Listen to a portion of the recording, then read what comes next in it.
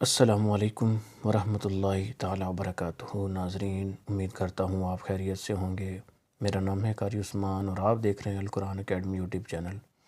ناظرین، آج میں آپ کو ایک نہایت پر اثر وظیفہ بتانے والا ہوں۔ جو چھوٹے بچے ہوتے ہیں وہ رات کے وقت اکثر روتے رہتے ہیں، نہ خود سوتے ہیں نہ اپنی والدہ کو والد کو سونے دیتے ہیں۔ تو اس کے متعلق ایک چھوٹا سا گھریلو ٹوٹکا ہے اور اس کے ساتھ ایک وظیفہ ہے۔ سب سے پہلے آپ نے کرنا کیا ہے، سرسوں کا تیل لے لینا ہے۔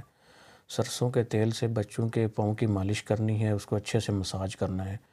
اس کے بعد آپ نے یا عزیزو 7 مرتبہ یا 11 مرتبہ یا 21 مرتبہ، یعنی طاق ہو 7، 11 یا 21 مرتبہ پڑھ کر بچے کو پر دم کرنا ہے، اور یہ عمل پورے 7 دن کرنا ہے، یعنی کرتے رہنا ہے۔ انشاءاللہ العزیز بچہ ایسی پرسکون نیند سوئے گا کہ صبح کو ہی اٹھے گا۔